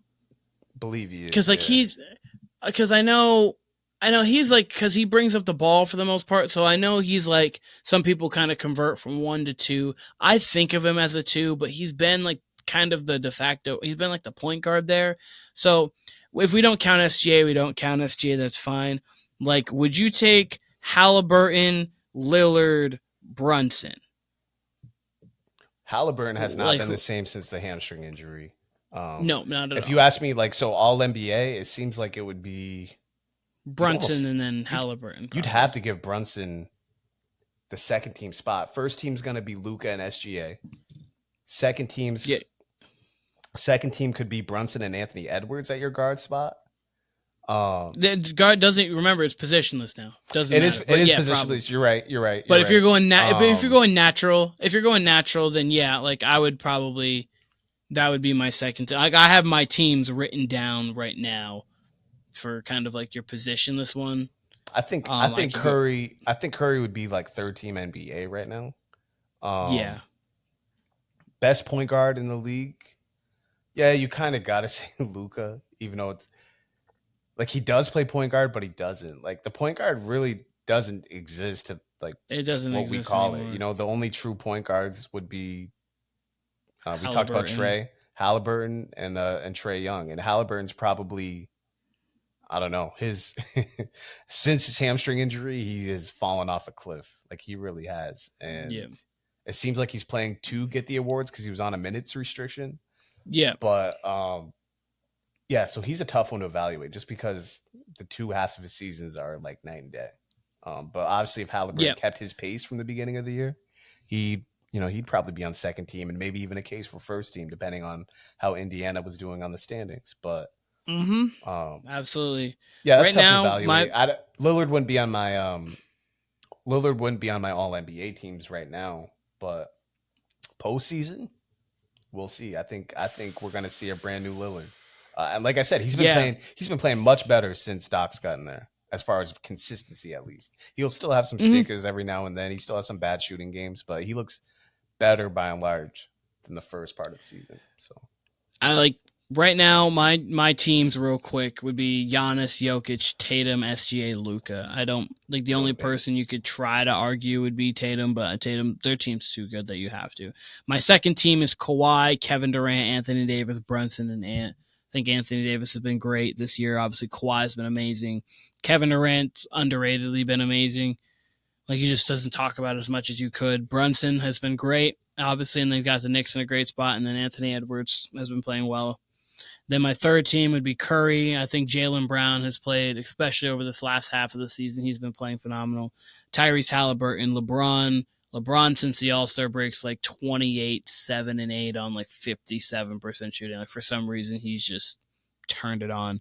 And then Devin Booker, Tyrese Maxey's right there. Paul George, but Devin Booker's gonna be interesting because he might not hit the 65. He has the ability to. So like if he just doesn't miss again, like if he's still healthy, he can. Because Donovan Mitchell would probably be on one of those. Donovan Mitchell, Booker would be off, and Donovan Mitchell probably would be on the second team, and Ant would be pushed down to the third team. Donovan Mitchell was playing great, but Booker. Who else you said? He's at like 55. You said Booker, 5 or 6. You said Booker, LeBron, Halliburton. Yeah, Halliburton. Jaylen Brown. Steph. I'd probably take Halliburton off. Jalen's played himself into it. I wouldn't have had Jalen before this month, but he's been going off. Yeah, no, he's been playing great. And here's the thing: so like you could look at Bam's been playing really well this year. Sabonis has been playing really well this year. Sabonis would have a case. Sabonis would have Sabonis would have a case. Another person who I'm about to ask: do you think this guy's a top 20 player in the league? Which is Wemby. Yes, he is. So Like he has an All-NBA case. He's not going to get it because they're not winning enough, but he's definitely a top 20 player. I'll say this. People are going to hate, but LeBron is questionable to me for All-NBA just because he's a DH. Just because AD, he might not show up on offense all nights, but his offensive stats are there. Like the nights he doesn't show up are the nights when LeBron certainly shows up, right? But by and large, Anthony Davis is a better two-way player than LeBron, of course, at this point. But it just seems like LeBron only plays offense. Like he's not James Harden. He's not prime James Harden on defense where he's just not caring, but he's close, you know? So, but I get people are going to kind of grade on a curve because of LeBron's age and what he's doing. But I mean, he's literally just playing offense. So LeBron's probably going to make it. I'm not sure if he'd make my personal All-NBA team. I'd have to go through it. And I'm not sure about Halliburton either. Halliburton has not nearly played up to the level he played in, again, the first half of the season. So Halliburton would probably be off my team. I'm not sure who I'd replace him with. But yeah, that's Tyrese Maxey, possibly. Maxey's deserving. Maxey's certainly deserving. Paul George has been playing really well this season. Obviously, Wemby's in that conversation. We talked about Sabonis. We talked about Bam. Sabonis would be the one. He's got a big double streak. He's the initiator for that offense. He's Sabonis 20 really points, 13.6 rebounds, and 8 assists. So, like Sabonis I should probably have, like, as of right now, that is it. But Sabonis probably could be on. You could possibly even take Steph off. I wouldn't, but you could. Devin Booker might not make the threshold, so that instantly would probably put him there. Mm-hmm. So it's going to be really interesting down the stretch. I was actually listening to Zach Lowe's podcast, and they were talking about it a lot, which kind of got my mind jog on the way home from Nashville. Gotcha. So I was in. I'll be right back. Yeah, no, you're good. Right, I was intrigued with that 100%. What else you got though? What else you got for topics? And so my Wemby, I was gonna say my Wemby question was my Wemby top 15 or top 20 question. Top 15's interesting because like you could talk to me about top 15 too.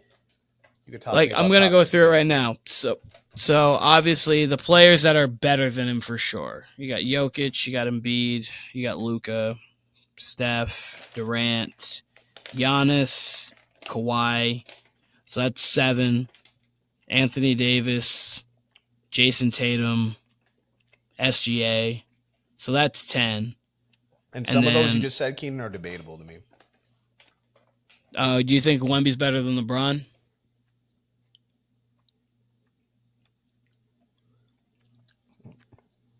Why you do that? Oh man. Probably. Ooh. Keenan, look. Let me ask you this, Keenan. Look. We'll just put it like this.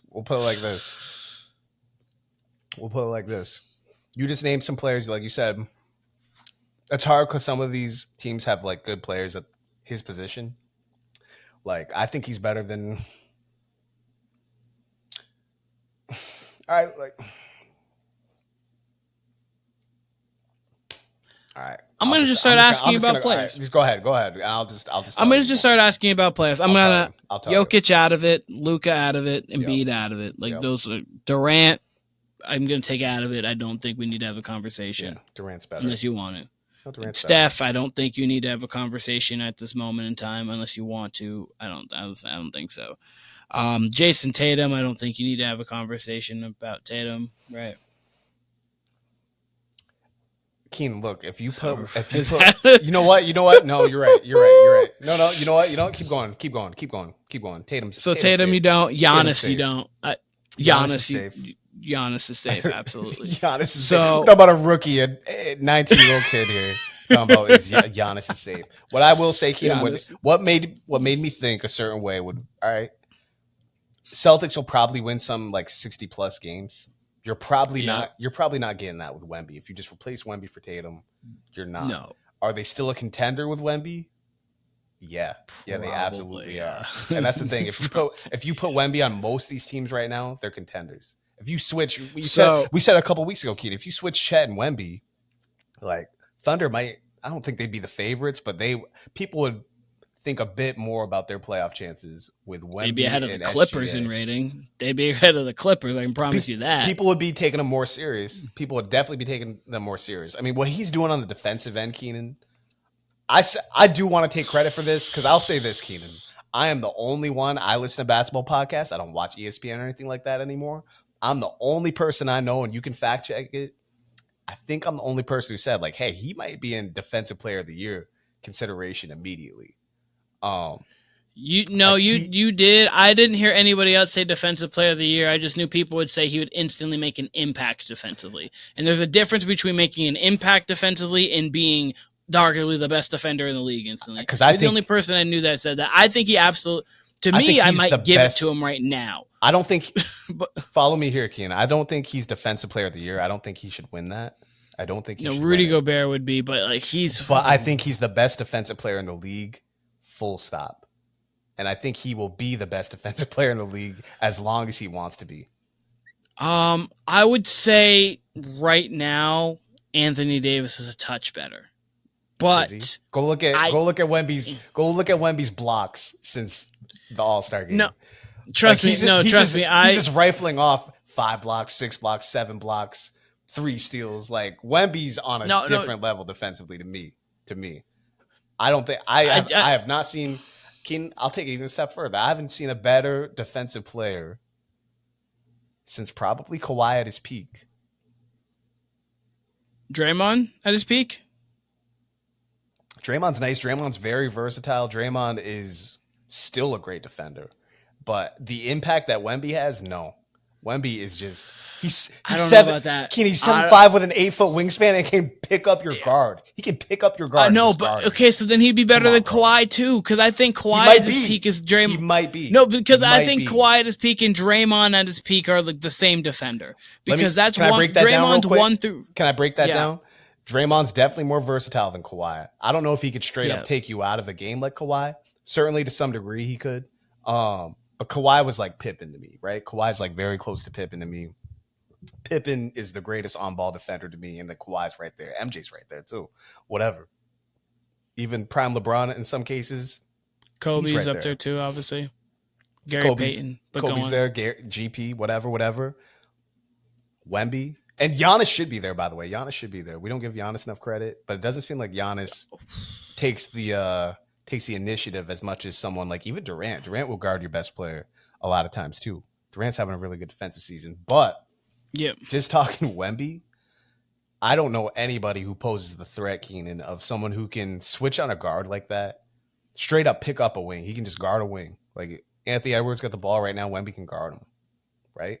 Anthony Edwards could still score on him for sure, whatever. But and then at the rim, forget it. He's got an 8-foot wingspan. He's 7'5", and he's got great timing. Like, so are you telling me he's the greatest defender of all time now? He has absolute potential for it, Keenan. He has absolute potential for it.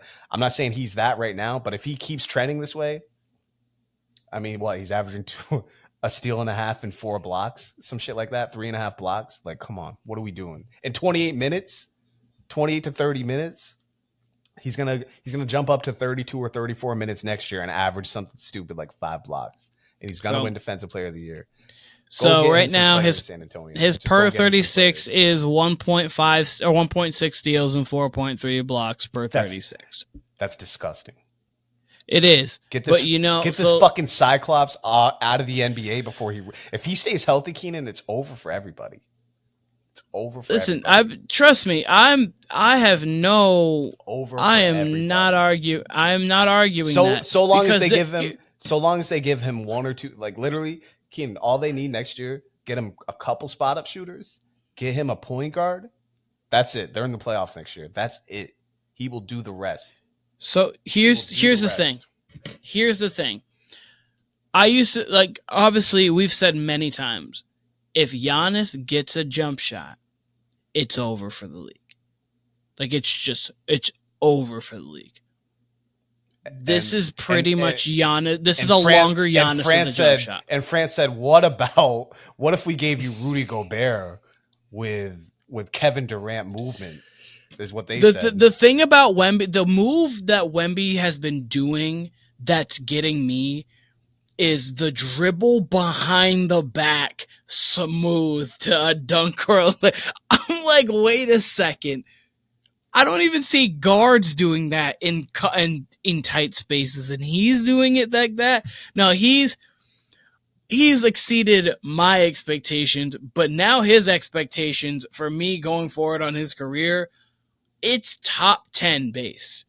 Like, I have only a top, like, if he's not a top 10 player to me after this rookie season, he's been a disappointment. And that's very unfair probably to put on somebody, but I'm putting it on him. If he's not at least Hakeem Olajuwon, he's a disappointment to me.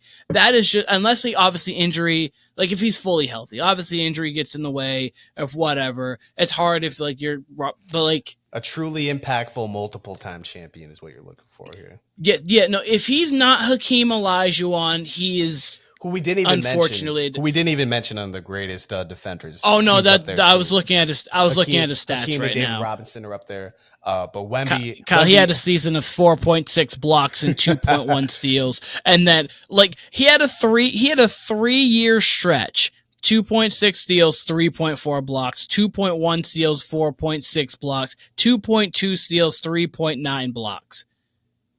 Hakeem for his career is 1.7 steals and 3.1 blocks, and that adds in 3 years towards the end of his career where he was just like really good, not like great. Hakeem's the greatest defender of all time, at least in the modern era. I know Bill Russell's Bill Russell, but like Hakeem's the greatest defender. I would say Rodman. To me, it's. But Hakeem's got the stats for sure. Hakeem's the best rim protector. Him and David Robinson, Mutombo. Gobert even. Man, it's hard to say. We left out KG. KG was AD before AD. I would say KG, but more tenacious. I would say KG was more Wemby because KG could just pick you up. True. KG fair enough. Pick you up. I would say, KG's up there with greatest defenders because man, KG's. Oh yeah, absolutely. Love KG. Absolutely. Love KG. But Wemby, to your point, Keenan, if we're going to keep going with this, Wemby, if he's not top 10, he has an argument. The players you mentioned, Keenan, Tatum, SGA, Anthony Edwards, like that range at the top 10.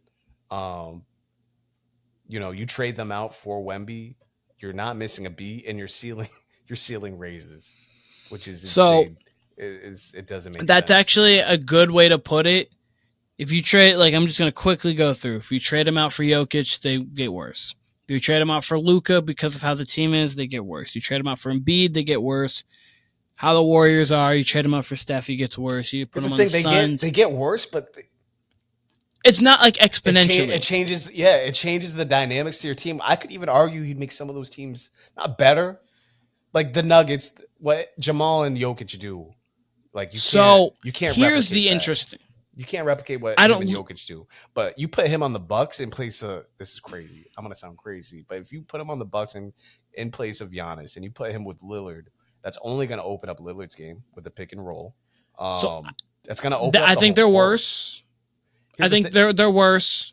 Here's the thing, though. Because he doesn't have the offensive prowess that Giannis has, and they need that now. He does, though. Here's how he does.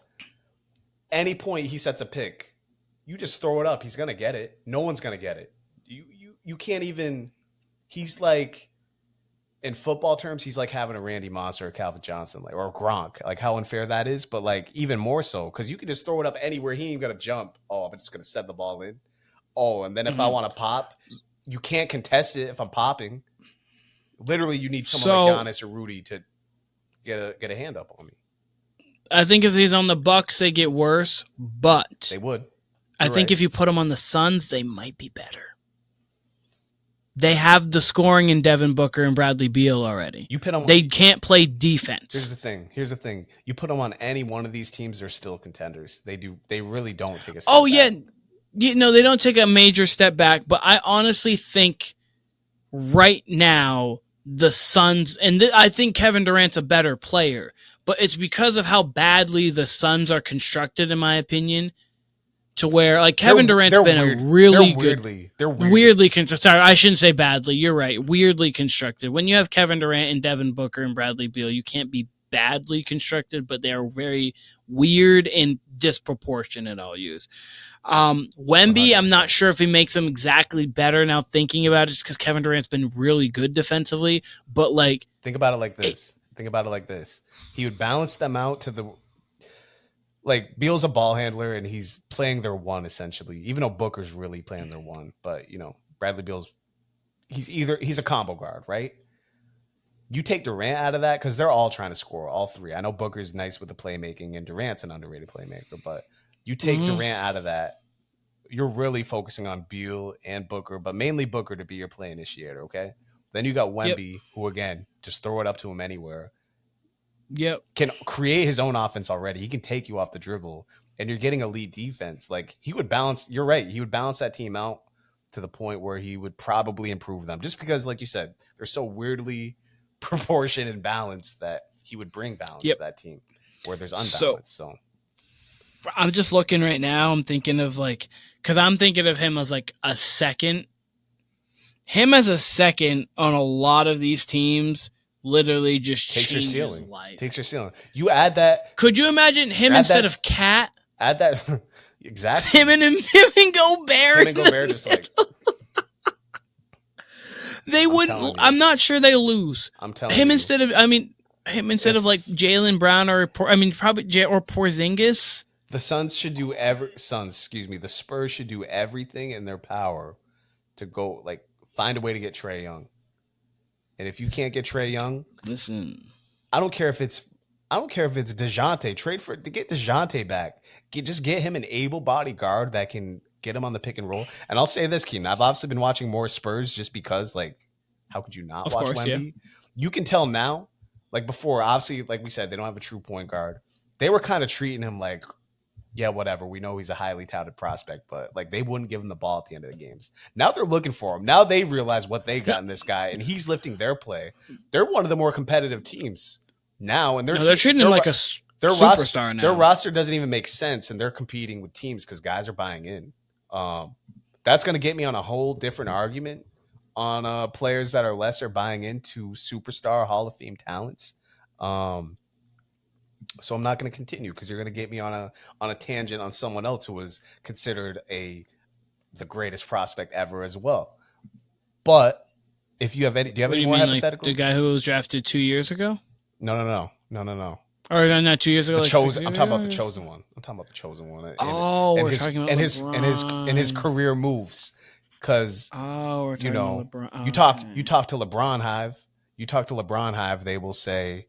He had to leave because he just didn't have enough help. And my counter would be, if you're great, doesn't even matter who the help is to some degree. You're at least going to get one. We talked about this recently, Keenan.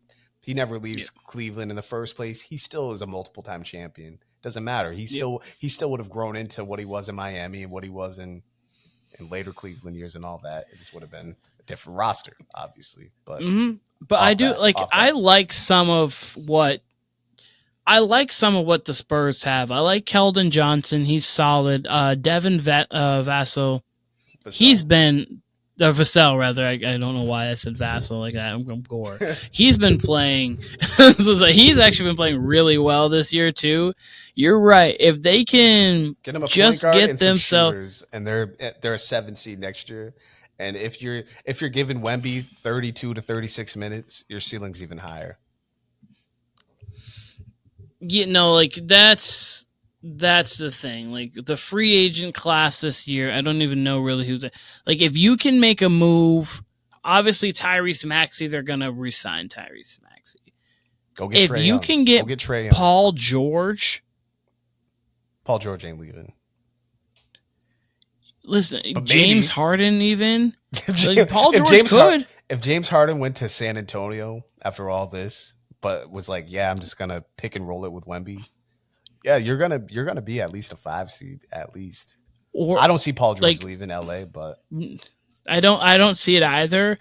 But so you could get yourself Drew. You could try to get Drew Holiday, depending if the player what day Boston does with player option. I can't see Boston really given up Drew Holiday. It all depends on their financial status, rather. But like, it's possible. It's possible. Here's what I like. If I'm the Spurs this offseason, I'm trying to trade for Trae Young, and I'm trying to sign Klay Thompson. Klay ain't going nowhere. That's it. Klay ain't going nowhere. I didn't say he doesn't want to. We'll see what Golden State does, but yeah, I think he that's comes back pretty much on a small deal. Yeah, I think so too. Because I think the bench role, I think he's starting to become accustomed to it, and I think it's a perfect role for him now. That's all I have. I don't know if you have anything else, or you good. No, I really wanted to talk about Wemby, obviously. I just thought you had more. I thought you had more either ors for me, which I'm fine with. Well, no, because I had more on the music side. Give me one more. I had more on the music. Give me one music one then, and then we'll tune it up next time the four of us get together. Because who's a better storyteller, Kendrick Lamar or Andre 3000? You're splitting hairs there. I would say Biggie. So that's you what? I would say Biggie would be my answer. Okay, but out of the two, because we're. It's like I don't know. I can't pick out of those two, but they're both. The reason why is because we're talking for verses for your life. Like if you had someone to give a verse for your life, who is it? And we went into that, and we didn't deep dive into that. And so what I was doing was breaking it down into certain categories. Like, so if I was thinking of a punchline verse for my life, like I needed someone to bar me to death. It'd be like, okay, well you got Lil Wayne there. Like, obviously, Kendrick can do it, but, like, Lil Wayne's the first one that comes to your head when it comes to just straight punchline rap. And then if you're thinking storytellers, Jadakiss is up there, too. Like, Yep, Jadakiss is absolutely is up there. Wayne's obviously... You almost don't look at Wayne as a punchline rapper, and neither Kiss either. Kiss is a complete rapper, but just punchlines, Kiss comes to mind before Wayne for whatever reason. Wayne's definitely got punchlines, but I feel like Wayne, when Wayne was on his run, like he's always had flow and all that, which Kiss does too. But for whatever reason, the first name that came to my mind when you said punchline rapper for your life, Jadakiss is the first one that came to my mind. See, and then like storytelling, I have Andre, I have Biggie, I have Kendrick.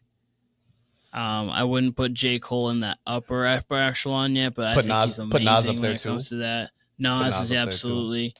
And then when you talk, like, we're thinking drug rap, you're thinking Jay-Z, you're thinking Jadakiss is there as well, you're thinking Pusha T. So I was kind of going through, like, there's more, too. Like, I'm just naming the first couple that come to my head. But, so that's what I was going through, because I was trying to think of if I had a verse for my life, who am I giving it to? Like, I just don't, I don't know. I don't know. My number one pick, my pick would be Biggie.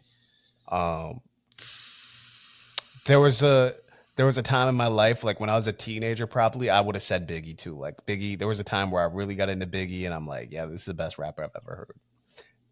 With some time and more knowledge since then, and watching how all these rappers have grown, watching how Nas has continued his career, because he's like, I can't say it enough. How elite Nas still is in his 50s is insane to me. Like, he is still just as sharp, blah, blah, blah, blah, blah, blah, blah. I will still, like, just not hear Biggie for a while, then hear a freestyle, hear an old track of Biggie. I was actually listening to Lil Kim's debut album this past weekend because Biggie wrote for that album. Like, Biggie Ghost wrote that album. Maybe it wasn't Ghost written, but it's known that Biggie wrote for that album. And it's clear when he is and is not writing, and Kim on that is insane. Like, Kim is spitting like ridiculous shit. And you're like, what did we lose with Biggie? You know what I mean? Like, Biggie was just insane with the pen. Definitely said some questionable shit at times, but Biggie is, we talk about like how effortless MJ and KD make scoring look. That's Biggie with the rhyming. Like Biggie, like Notorious Thugs. That's one of my favorite verses. Might be my favorite verse of all time, and it's because Biggie is just effortlessly ripping that track up. Like, he is just going all over the place, multi-syllables, and it sounds like he's just like talking like I am right now. Yeah. I don't know what my favorite verse of all time is. That's a question. Man. I really don't know who I'm giving my I'm a Biggie over Tupac guy. I'm actually a really big fan of Biggie. Obviously, Kendrick's my favorite rapper of all time. Huge Andre 3000 guy. Punchline rapper, we could also say Eminem. Like when peak Eminem. If you're going, I don't view him as a punchline. See, I don't view him as a punchline rapper like that. But like, if you're talking just punchlines back to back, like he can give you the wordplay kind of thing. So I guess if you want to kind of more of a wordsmith, early, like the way he kind of, yeah. But even then, I feel like my favorite version of Eminem is that early version, like. My name is what was it? Is that Slim Shady LP? I always get those first. I think the first one's Slim Shady LP. Yeah. That's my favorite version of him. Even that second album, like that's his most like hip hop and not pop, and he didn't have the weird ass gruff voice, like, and he was really going for it. And even then, even when he was going for like shock value and shit on the punchlines, I would still put him closer to like a Nas than a punchline rapper. Even then, I get what you're saying, but I would have, you mentioned Wayne earlier. I think Wayne's more of a punchline rapper than Eminem. Oh yeah, absolutely. It's not the fact that he's specifically a punchline rapper. I get more than he's a rapper who can have like a punch, who can have a lot of punchlines kind of back and forth. But so yeah, it's kind of interesting too, because that's like big battle rap conversation too, of like the punchline rappers, because obviously you build up to the punch kind of thing. So like you have kind of difference in that, but then it also depends on kind of like what you view. Like obviously what a punchline is, but it also how you view it. Because a lot of the greatest rappers are going to be punchline rappers, because you have the double entendres, you have the bars that they're going to drop there. Like obviously Kendrick's not a punchline rapper, but he was like a mixtape early Kendrick kind of was, because he had the Wayne influence there, but like Kendrick's not at all, but like he can be. Like if you like when there are songs where he's back to back with it. Drake is another one who can be, definitely. Drake would be more than Kendrick when it comes to just back to back kind of punching like that. But yeah. Yeah. Verse for my life, I still don't know who I'm giving it. But and Drake, I wouldn't call these guys punchline rappers. So like I guess I just more so like what they can do with while they're rapping. But I'm not considering any of them actually punchline rappers. Kendrick, I mean, in a way, you're right. Like, but they are in a way, and I would say like Drake can get to that point, especially early Drake. He's going for the punchline, much like Wayne was. Like you said, Wayne in a way is. I don't think of him as that, but the more I'm thinking about it, he is. Especially when you put him up next to the greats, like he is more than Nas or Jay-Z or Eminem. Lil Wayne's definitely more of a punchline rapper than them. Like I said, Kiss came to mind for me. He was the first that came to mind, but it's almost unfair to call him just a punchline rapper just because he's such a complete rapper. But he can do more. A lot of what's predicated for Kiss is punchline. Same with Fab. Fab's a punchline rapper, people would say, but Fab can flow. Fab can do different styles. So. You hear the punchline when you think of, Fab, Kiss, Lloyd Banks, Lil Wayne, even Cassidy. Like you think of them as punchline rappers, but they really are like pure rappers. So yeah. But it's all preference. But the names that first jump to mind when you say punchlines are Jadakiss, are Fab, are Lloyd Banks, and then Wayne would be in there too.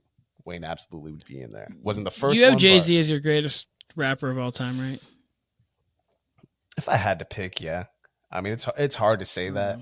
It's hard to say that, but I think Jay had the most influence on the culture at one time, and then he brings you Kanye.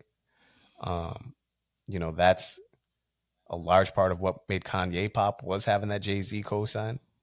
Yep. I don't know. I think it's a. Why? Where are you going with that? Because I could go a few different. No, I was just curious. No. I'm just really curious because I'm thinking, because I'm always just thinking about how like today's greats kind of like merge in, just obviously like thing with Jay-Z that I think separates him is he doesn't have a lot of, because like I've seen 50 Cent bringing up this debate, like he's talking about like singles and number ones and like how you sell and how you chart. And Jay-Z always performed well in the charts, like, don't get me wrong, but he didn't have like number one hits like Drake does, right? I think his first number one was fucking Empire State of Mind, which I hate that song. But that was famously like his first number one, which is crazy to me, you know? And but still had such a hold on the culture. It was still, you know, at a point in time, him and Eminem and Nelly and 50, like it's all of them battling for one spot. And Jay-Z was largely considered king because of his lyricism. Yeah, I mean, I got Hove up there, but you know, Nas certainly has an argument with the way he's rapping in his 50s compared to Jay-Z. So, yep. You know, it's whatever you want. People would put Drake up there, people put Wayne up there. I'd probably have Jay-Z up there right now though, but could change on a given day. I'd have to come up with a criteria, because I feel if you're going to create this hip hop artist, I feel like you have to have at least like 3 classics, probably. Because I think that if you're gonna, it'd be like in a sense of winning a championship in an NBA would be a classic. Sure. Like I couldn't consider Giannis right now the greatest basketball player of all time with 1 championship. He has a few like MVPs. If you want to kind of constitute MVPs, would be like best rapper of that year or best verses or whatnot. Like obviously you could break it down even more. But like I'd say this about Hove. So he's got Reasonable Doubt, that's for sure a classic. He's got Blueprint, which is for sure a classic. He's got American Gangster, which is a classic. Probably hasn't aged as well. Black Album's a classic. But then you got volumes 1, 2, and 3. That series itself is probably a classic. Individually, you can rate them how you want, but just 1, 2, and 3 in succession, that's a classic period. The Dynasty album. You know, the thing with Jay-Z is on all these albums, even the ones that aren't considered classics, he's got so many songs on there that are 10 out of 10 that raise the level of the album. You know what I mean? Which is what Drake has too. You know, Drake obviously look at a little bit more like a pop artist just with how he navigates through his career. But even on his weaker albums, he's got songs on there that are just 10 out of 10s, 9.5 out of 10s, 9 out of 10s, like incredible tracks on, you know, if you want to call him subpar for his catalog, but you know, what's the one? The double album he did. Scorpion. That's one where I wouldn't consider that on the higher end of his catalog, but it's got a ton of great music on there. You know what I mean? Or at least, you know, the songs that I would consider 9 to 10 out of 10s, like he's got a number of them on there. You know what I mean? So, you know, that's something where I would compare Drake to Jay-Z and Kanye too. Kanye's had weaker albums that he has incredible songs on too. So, but Kanye and Drake are in a different category. Yeah. I was just curious because I'm just thinking of like, you've got to have a certain amount of classics to be kind of considered in that. I would say probably 3, if not 4. Like, I think Kendrick could be considered in that. I think he's got for me, a definitive 3. I would say 4, but a definitive 3. I'd say his first Kanye's got first 4 projects for Kendrick Section 8. Yeah, that's all those are the 4. Like, all 4 of those are definitive. I agree. To me, I agree with that. I think Kanye's got probably 5. And Watch the Throne. Kanye's probably Kanye's Watch the Throne. If you want to. Kanye's first 3 for sure. 808s to some people is a classic. You probably almost even have to put it up there by default just because of how it influenced the next generation. My Beautiful Dark Twisted Fantasy is a classic. Watch the Throne's a classic, which I want to have a conversation about. Once we get Brandon Duke back, I want to have a conversation about Watch the Throne. Because Duke mentioned a couple weeks ago, he said, is that a classic? And then we kind of just went away from it. We all kind of gave our answers and went away. But I've been revisiting that album, one of my favorites to revisit. And got some thoughts on it. All right. That's everything I got, though, for sure. But I don't know if you had anything else, or if not, this was the Warner Brothas Podcast. Go ahead. Close the show. Okay. No, I wasn't sure. I was just giving you the dramatic pause of, does he have anything else he wanted to mention? All right. I could have kept going on and on, but no, we can close it. Alrighty. So this was the Warner Brothas Podcast. This is Keenan here. That's Kyle there. That's YouTube, Warner Brothas Podcast, TikTok, Instagram, Castro on Live Take. This is Keenan Warner on Live Take. Enjoy. We'll see you guys soon. Like a man.